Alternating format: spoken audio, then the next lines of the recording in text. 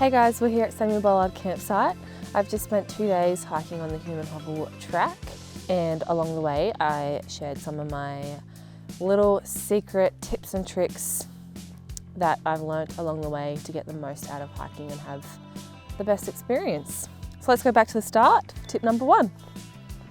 So first up we have hand warmers. We have just woken up at Lenkeys Creek campsite to a frost, the first frost of the hiking season. And it was pretty cold last night, so I had these in my sleeping bag with me. They're reusable, so I just have to boil some water and it resets them so that I can have them in my pockets this morning while I walk. And then I'm going to reset them again tonight before I get into my sleeping bag. So all you do, after you've activated them, they go solid. So to reactivate them, you put them in some boiling water until they re-liquefy. And then let them cool, and when you want to use them again, there's a little metal disc that when you snap that is what activates them and heats them up. And then they stay warm for a couple hours if they're in a pocket. It'll be good when it warms up. If you use hiking poles, which you should, and you should watch our video on why you should use them on our YouTube channel. What I like to do with my hiking poles is that's where I keep my duct tape. Should I need to repair a down jacket, my pack, makeshift band-aid.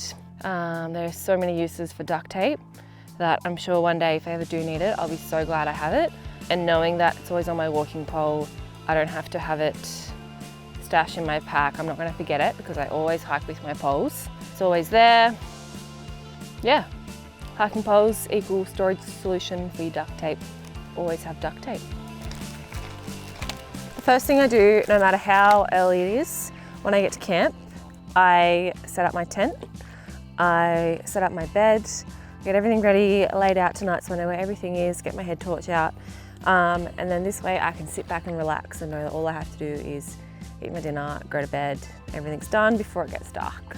When finding a campsite, no one likes to be sleeping with their feet above their head or their head above their feet. A tip is to use your water bottle to check how level the ground is. That looks pretty good. Yeah, I'm happy with that. One thing that makes my life so much easier when I'm hiking is, firstly I keep all my toiletry items in a little bag. I also keep a rubbish bag in here. When I get to my camp, set up my tent, give myself a wipe shower, there's a rubbish bag in there that I can put the wipes in. I also keep a rubbish bag, which is just a Ziploc bag, with my toilet paper in my pack, so when I'm out on the track and I need to go, I can leave no trace. So now that I've had my face wipe shower, I've put on my pajamas. I always have a set of thermals. I have a summer set and a winter set that I sleep in when I'm hiking, so that I'm not sleeping in the same clothes that I've been in all day. 1, it helps you be warmer at night because you're not wearing your wet, sweaty clothes.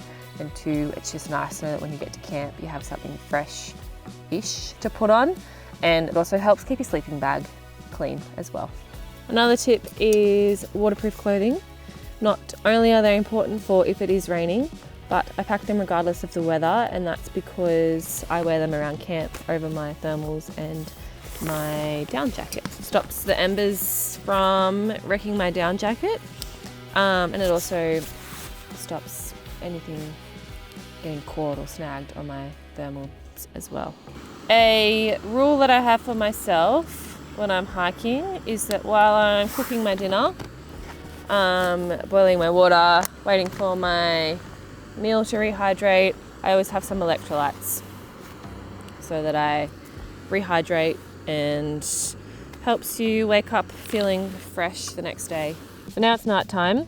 My hand gels have cooled down and they're fully liquefied after boiling them this morning. And to heat them back up again, this little metal disc, you crack it like that, they go solid, and instantly that warms up. And now I'm going to get toasty warm in my sleeping bag with my hand warmers at my feet. See ya! When I'm on a multi-day hike, I always pack my food for each day into a Ziploc bag, so that's everything that I'll eat in a day. This way, when I'm planning and organising packing for my hike, I know that I have enough food for each day.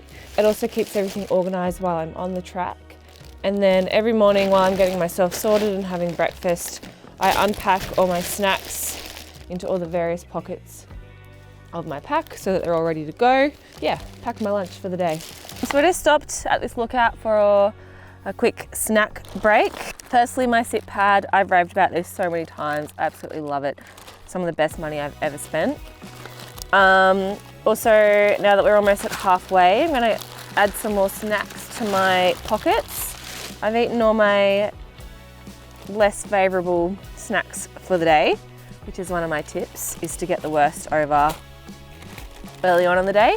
And then you just have good things to look forward to, like salami and chocolate, instead of muesli bars and nuts, and the less interesting things.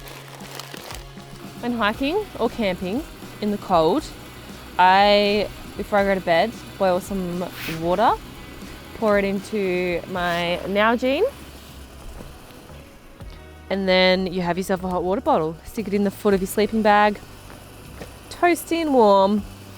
So there you have it. There are all the little things that I've learnt from years of overnight hiking that make my experience run a lot smoother and make me a happy hiker.